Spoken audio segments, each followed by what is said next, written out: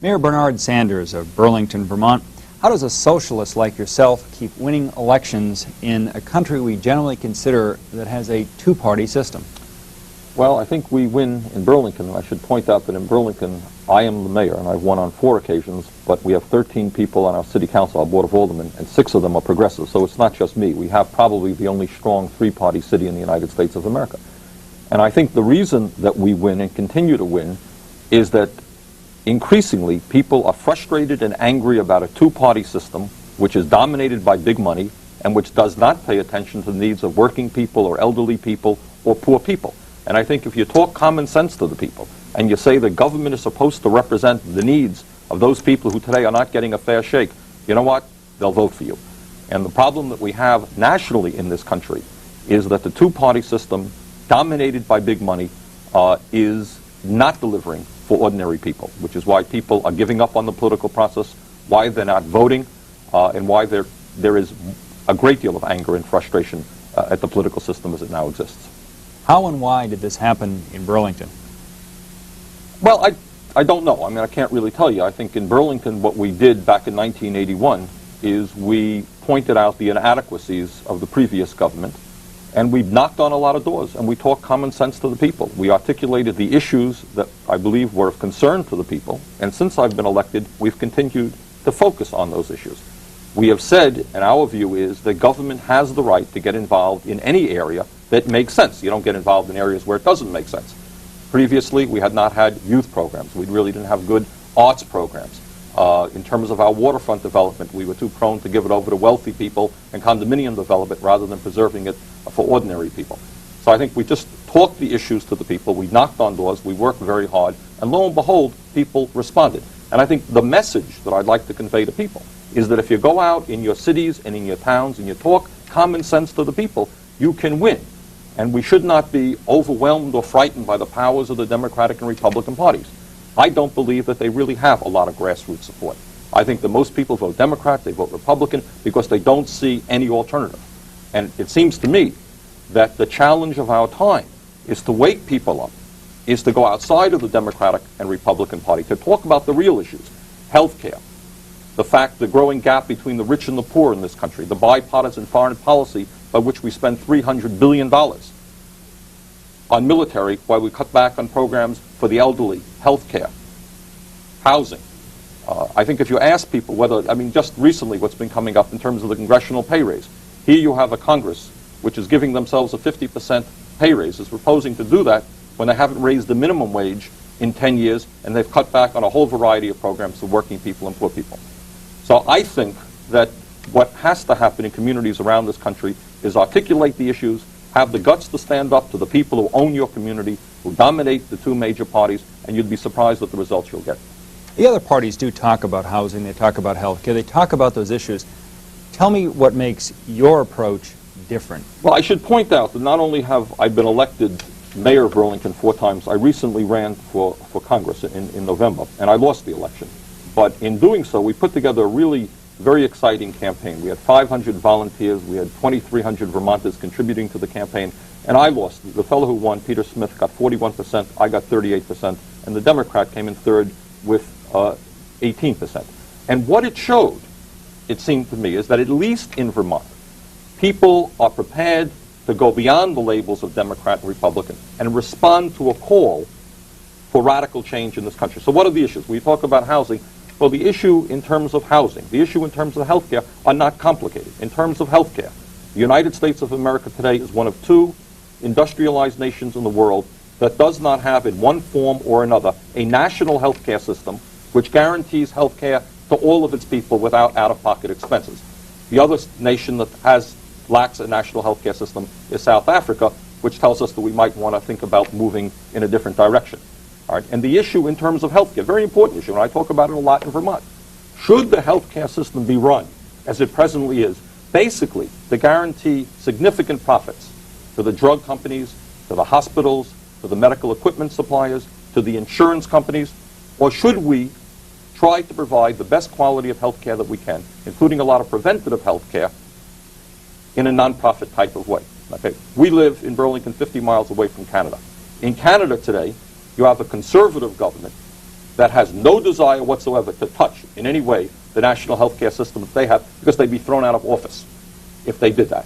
Now, if Canada, a poorer country, can provide health care to all of its people, why can't we do that in the United States of America? And I think the answer is that neither the Democratic or Republican Party has the guts to stand up to the medical industrial complex, which is a very powerful group of people.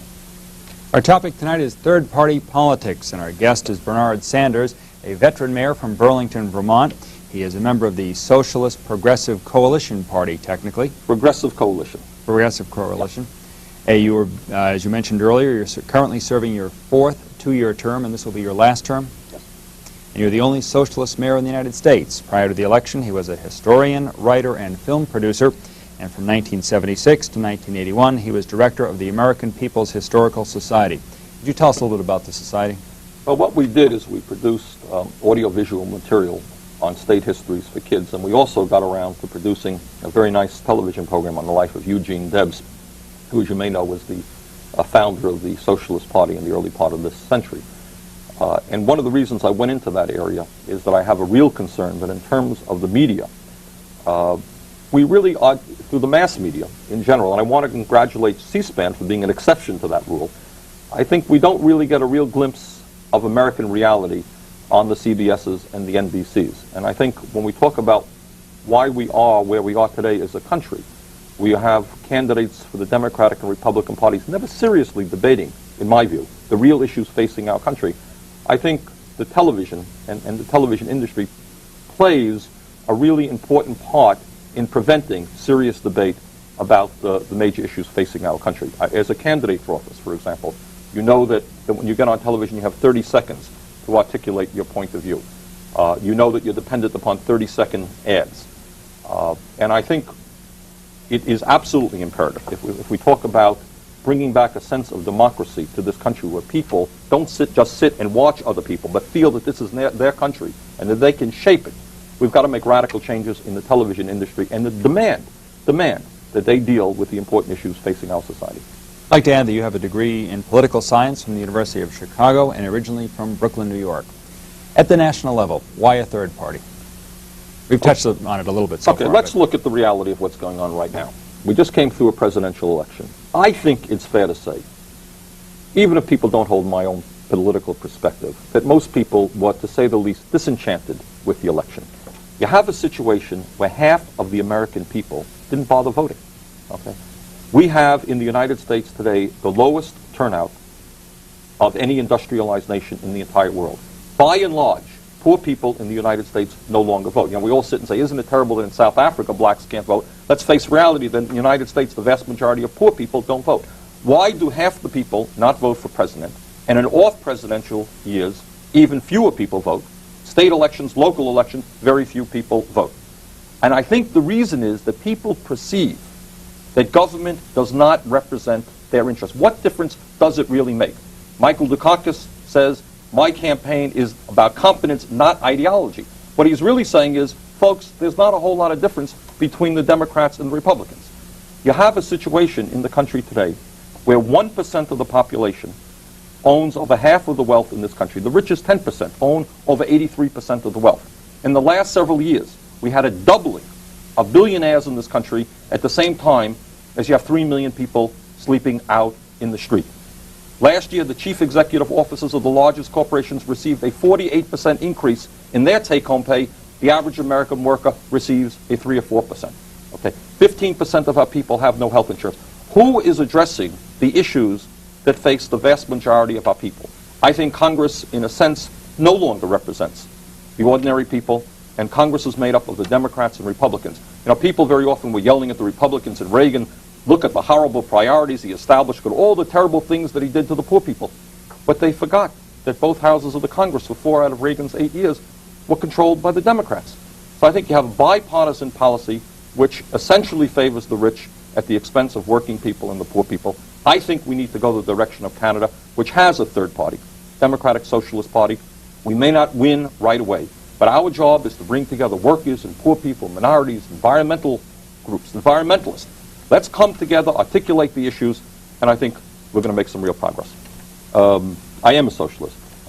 There are in our country probably a dozen different socialist parties. None of them have terribly much influence. I happen not to be a member of any.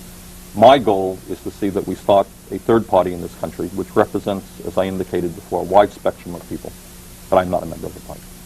A few years ago, there was a third party formed, and Mr. Anderson ran, Yeah. and did okay, I guess. Your comments? Well, Mr. Anderson's third party effort did not impress me as much as Barry Commoner's on the Citizens Party. I think Mr. Anderson's effort was essentially, I mean, I give him credit for going beyond the Democratic and Republican parties, but to my mind, it was a fairly conservative effort. I think Barry Commoner, people in the Citizens Party made a more serious effort about talking to working people, environmentalists, and really challenged the system from a class basis and a real political basis much more profoundly than did Mr. Anderson, who in fact was a Republican congressman. Do you think Anderson got more publicity, though? Yes. Oh, yeah. Why is that? Well, I think you're raising a very important question, and that is one of the difficulties that one has in terms of developing a third party in this country is dealing with a media which is increasingly dominated by large corporations. And it is no great secret that large corporations who own the newspapers, who own the television stations, who own the radio stations, are not terribly anxious to give a good hearing to viewpoints which challenge their economic interests. And that's really a basic problem that we're going to have to deal with. In Burlington, we had a real debate about our attitude toward Jesse Jackson's campaign. I think many of us were impressed by the positions that Jackson was bringing forth. We were deeply impressed by the concept of the Rainbow Coalition, which I believe is exactly what has to be done in this country. And we were impressed by Jackson's charisma and his going into the ghettos and into the poor areas and speaking for the family farmers who were being thrown off of their land. And that moved us very much. The problem that we had is that, of course, Jackson was functioning within the Democratic Party, and we're not Democrats. So we had a discussion within our own organization, and we ended up saying, yeah, we're not Democrats, but we think what Jackson was doing was so important that we are going to support him. And for one night in Vermont, we did go into the Democratic Party, and in fact, Jackson ended up winning the Democratic caucuses. So I was sympathetic to Jackson. I agree with the concept of the Rainbow Coalition. I do disagree with Jesse in terms of whether the Democratic Party can be the real vehicle for social change. I believe it should be a third party. How would you assess the media coverage of your campaign? Was it fair to you? Yeah. In Vermont, after you're mayor for 8 years, I think I am not treated differently than other candidates. I'm not going to tell you that I'm picked on or discriminated against. The problem that I have, and I think it's the same problem that any serious candidate has, is you can't deal with complex issues in the 24 seconds that you get when somebody sits a microphone in front of you and gives you only a certain amount of time. Now, that's not just my problem, it's George Bush's problem, it's anybody's problem. And the question we had, I know, in my particular campaign, something like 25 debates all around the state. And constantly you were asked to give your view on how you solve the budget deficit in 1 minute. Well, you know what? You can't do it in 1 minute. I think, and this is an important point that I want to reiterate, you are not going to have serious discussion of the issues facing this country.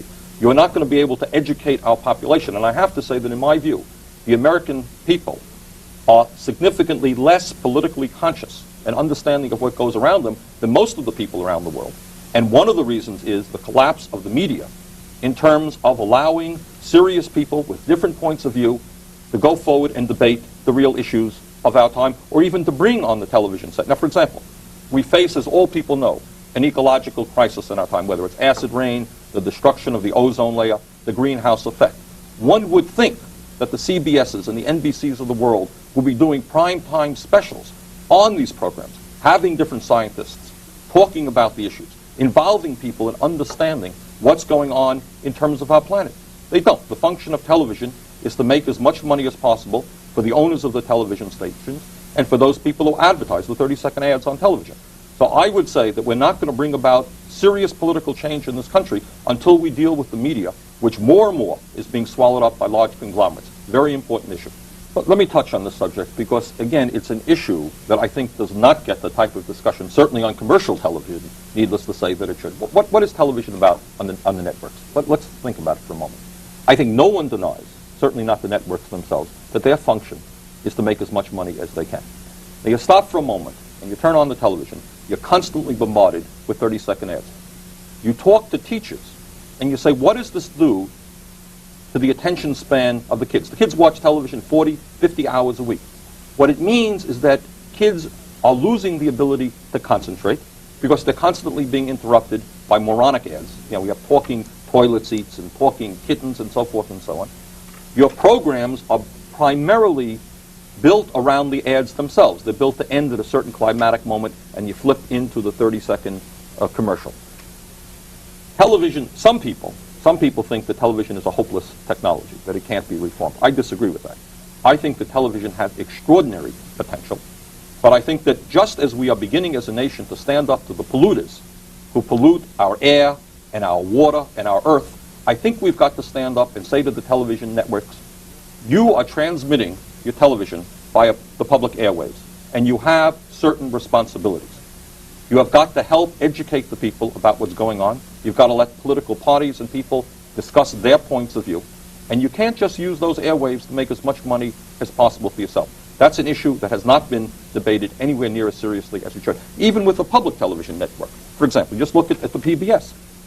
How many progressive programs are there on the PBS? You have the right-wing programs from National Review on. You have the mobile oil programs. How many programs come from a left point of view, which reflect the needs of working people and poor people? Virtually none. So even the PBS, which is ostensibly the public station, is dominated by corporate power.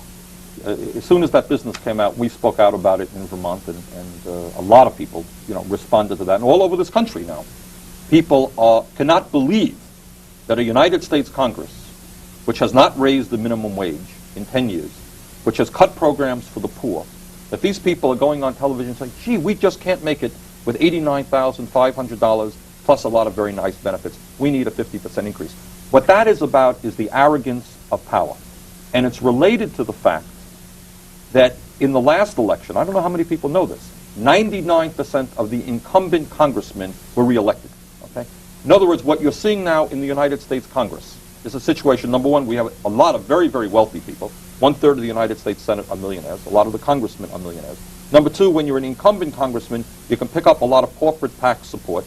You have a lot of name recognition. You have franking privileges. You're on TV every day. Basically, you're seeing the creation of a government which is isolated and unaccountable to the people and apparently cannot be recalled by the people. There was a bigger turnover in the Politburo in the Soviet Union last year than in the United States Congress. Now, that's a real problem. And the arrogance went that far as to say to the American people, you average worker who saw a 3 or 4% increase in your salary, you're making $20,000 or $30,000 if you're lucky. We only making $89,000. We're going to get a 50% increase in our salaries. Now, in fact, as that gentleman has indicated, maybe the Congress went a little bit too far this time. And as a result of work of people like Ralph Nader and many others, there's been a real citizens' uprising against that. And if that helps lead to a third party, demonstrating the arrogance of Congress, certainly I'll be very happy about that. Well, here's the point. First of all, I don't think that there are any magical solutions. We all understand that it's a lot more difficult to actually bring about a strong third party than it is to simply talk about it. But one of the things that we can do, there are a couple of things that we can do. There is a group in New York City that I'm affiliated with called the National Committee for Independent Political Action, and SIPA. Some really very fine people who are already beginning that process of developing independent political action. That's number one. Number two, probably more importantly, I think it is idealistic and mythical to believe that you're going to bring people together and start a national third party like that, snap your fingers. I think that what has got to happen is in community after community all over this country, in San Francisco, in Los Angeles, in Vermont, start standing up, bringing people together. Don't keep voting for the lesser of two evils. Articulate what the real issues are. And the issues are very clear.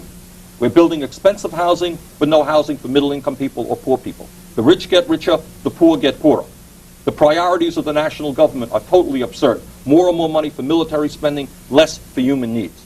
We're becoming less and less of a democratic nation. Let's deal with corporate control over the media.